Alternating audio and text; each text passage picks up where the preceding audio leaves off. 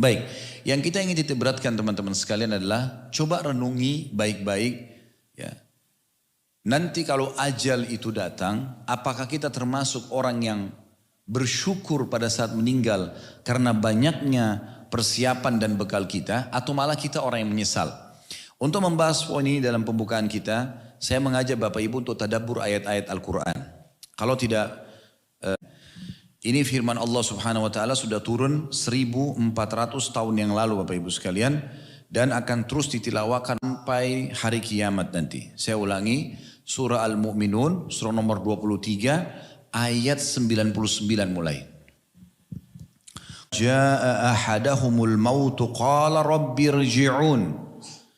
Demikianlah keadaan orang-orang kafir hingga apabila datang kematian kepada seseorang dari mereka, mereka mengatakan, ya Tuhanku, kembalikanlah aku ke dunia.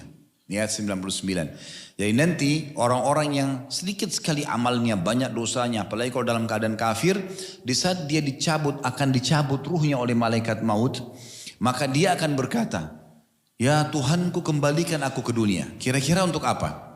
Apakah untuk mengejar lagi makanan favoritnya, kumpul dengan keluarganya, meeting miliaran rupiah, atau mungkin rekreasi ke satu tempat yang dia senangi semasa dia hidup? Tidak teman-teman. Perhatikan ayat 100-nya. Allah gambarkan kenapa mereka minta kembali ke dunia. Ayat 100 perhatikan. La'alli a'malu salihan fima tarakt. Kalla innaha kalimatun huwa qailuha wa min waraihim barzakhun ila yaumi yub'atsun. Kata Allah, ya, dia minta hidup di dunia ditunda kematiannya, dikembalikan ke dunia untuk apa? Agar aku berbuat amal soleh yang telah aku tinggalkan. Tujuannya untuk itu. Di saat orang sudah mati, dia sudah lihat malaikat maut, dia sudah lihat hakikat apa yang dijanjikan dan diancamkan oleh Allah dalam Al-Quran dan hadis Nabi Muhammad SAW. Orang kalau beramal soleh nanti فَمَنْ يَعْمَلْ مِثْقَالَ ذَرَّةٍ خَيْرًا يَرَى. Siapa yang buat seperti biji sawi dari kebaikan, dia akan lihat. وَمَنْ يَعْمَلْ مِثْقَالَ ذَرَّةٍ شَرًّا يَرَى. Yang seperti berbuat biji sawi, seperti yang berbuat keburukan seperti biji sawi, dia juga akan diperlihatkan. Maka dia akan nampak semua itu. Dia berharap bisa kembali ke dunia agar bisa beramal soleh yang pernah dia dulu tinggalkan. Lalu Allah bilang, sekali-kali tidak. Nggak mungkin terjadi itu. Sesungguhnya itu adalah perkataan yang diucapkan saja. Walaupun mereka bilang begitu, nggak mungkin. Atau miskin, sakit atau sehat. Ya. Lalu Allah mengatakan, dan di hadapan mereka ada dinding. Bahasa Arabnya barzakh, maksudnya kuburan. Sebelum dibangkitkan hari kiamat nanti. Sampai hari mereka dibangkitkan. Di sini saya ingin titik beratkan dulu sebelum kita lanjut ayat 101 dan seterusnya.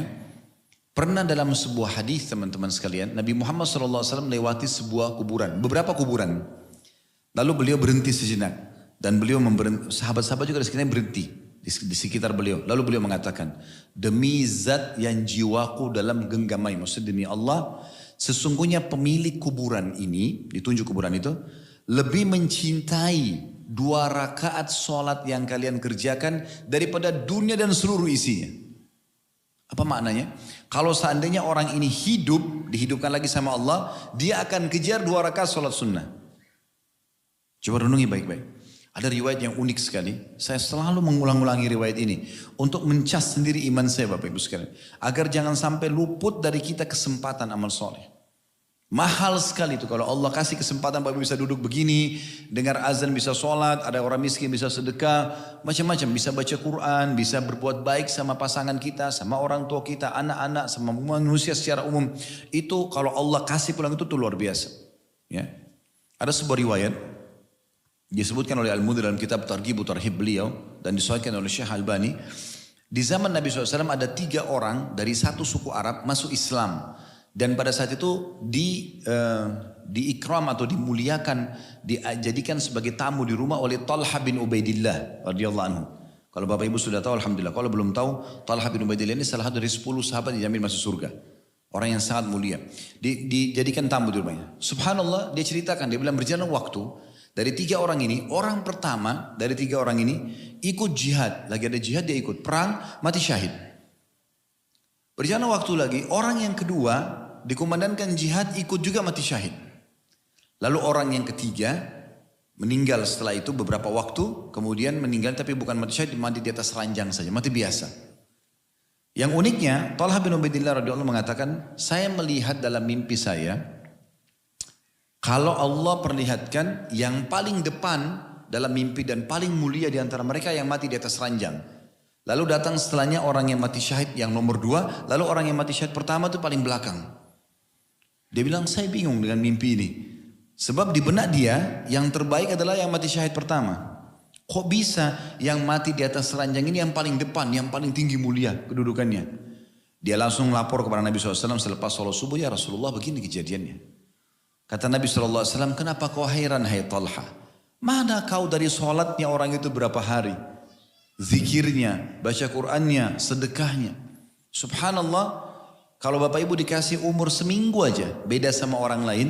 Dan Bapak Ibu isi dengan sholat saja, azan, sholat. Ada kesempatan baca Quran, ya berbuat baik sama orang, senyum, bantu orang susah, juga orang sakit. Apalah kita kerjakan, itu sudah sangat mahal.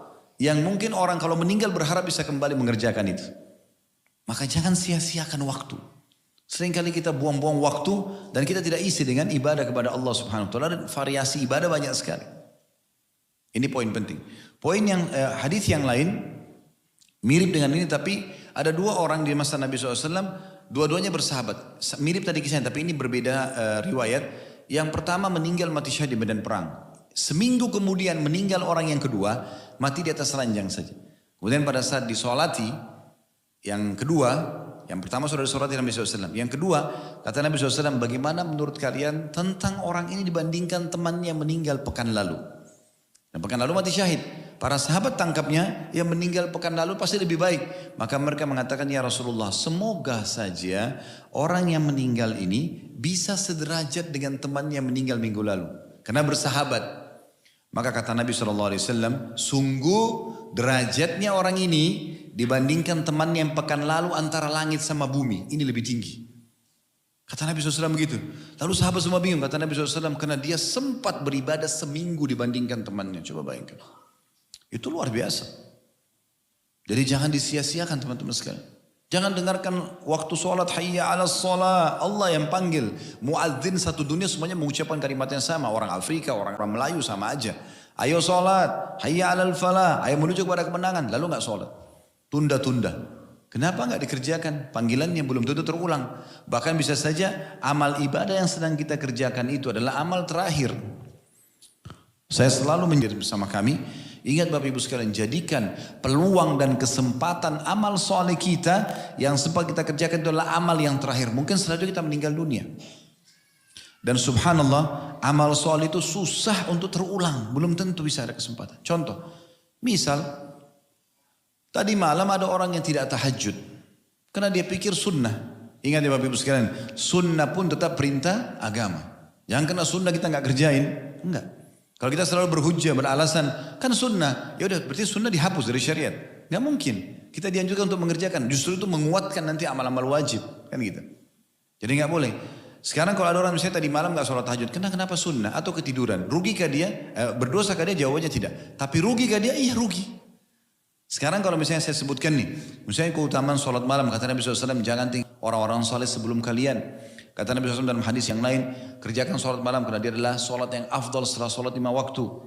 Kata Nabi SAW dalam hadis lain, sesungguhnya awal amal dihisab hari kiamat adalah sholat. Kalau dia baik maka beruntunglah orang tersebut. Kalau dia rusak maka rugilah dia. Dan kalau sholat wajibnya ada yang kurang, mungkin lupa wudu, mungkin kurang khusyuk, mungkin kurang rakaat dia lupa. Maka Allah mengatakan kepada para malaikat, cari sholat-sholat sunnahnya. Kalau ditemukan maka disempurnakan sholat wajibnya. Dan itu berlaku pada semua ibadah yang lain. Puasa Ramadan dibantu dengan puasa Senin Kamis, puasa Yaumul Bid, zakat dibantu dengan sedekah, haji dibantu dengan umroh. Jadi amal sunnah ini manfaatnya besar sekali. Seperti itu. Ya. Nah sekarang kalau kita ketinggalan, kita rugi. Karena kalau bisa Bapak Ibu sudah dengar keutamaan seperti ini. Bisa nggak kita minta kepada Allah, ya Allah kembalikan saya ke malam tadi malam, saya mau sholat tahajud. Nggak bisa. Cuma bisa kita kerjakan malam ini kalau kita belum meninggal. Tadi malam tercatat selamanya sampai hari kiamat di buku amal kita, si fulan gak sholat malam. Gitu.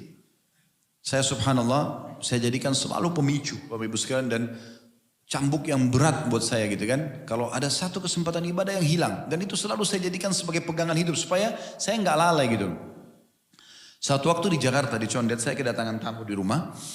Jadi seorang ikhwah kita di pengajian, ngobrol-ngobrol. Waktu itu subhanallah transisi perubahan waktu sholat. Biasanya jam 12 lewat 10 baru azan.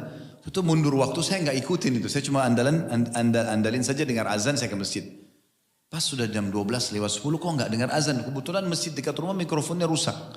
Jadi nggak kedengaran.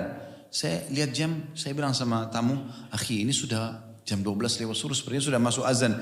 Waktu sholat kita nggak dengar, tapi kita kesana aja. Saya boncengan motor sama beliau, masuk ke masjid, subhanallah. Begitu masuk ke masjid, imamnya sudah sujud rakaat pertama. Sambil saya masuk ke masjid, Bapak Ibu sekalian, ini pengalaman saya pribadi gitu. Saya masuk masjid sambil saya mengatakan, subhanallah, saya bahkan tidak bisa mengatakan pada imam kembali dong ke rakaat pertama, saya mau dicatat sama malaikat dari takbiratul ihram pertama, nggak bisa. Selamanya Khalid Basalama ini nggak ikut rakaat pertama di duhur di waktu itu, selamanya. Nggak bisa kita perbaiki. Ini rugi sekali, gitu kan? Orang yang sholat mendahului saya di takbiratul ihram pertama, pasti lebih besar pahalanya, otomatis itu. Karena sholat itu kan dari takbiratul ihram sudah dicatat. Begitu imam Allah Akbar, kita Allah Akbar sudah dicatat oleh malaikat itu. Mulai pada satu doa iftitah, al-fatihah dan seterusnya. Beda dengan orang yang masbuk 1 rakaat, masbuk 2 rakaat, beda pahalanya. Maka ini jangan sampai jadi penyesalan nih, ya.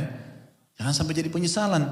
Karena Bapak Ibu sekalian, kami hanya bisa, semua teman-teman daya akan sama. Hanya bisa teriak-teriak di mikrofon seperti ini. Ayo Pak Ibu, ayo ibadah, ayo begini. Keputusan di tangan Anda. Sayang sekali kalau ada orang bubar dari pengajian, oh bagus ya, udah selesai. Dapat apa? Bukan itu tujuannya. Majelis ilmu itu Bapak Ibu sekalian, tujuannya agar Bapak Ibu merasa, oh saya kurang nih, harus dikerjakan. Oh saya salah nih, terus istighfar. Nah itu tujuan majelis ilmu. Supaya kita jadi lebih baik ke depannya, itu tujuannya. Jadi jangan dihilangkan tuh kalau muncul perasaan seperti itu kalau dari majelis ilmu. Sebagaimana orang juga kalau hadir dalam majelis foya-foya, diskotik, mau bukan, pasti beda. Mereka makin jauh dari agama Allah SWT. Makin terjerumus dengan syaitan. Itu juga dengan majelis ilmu.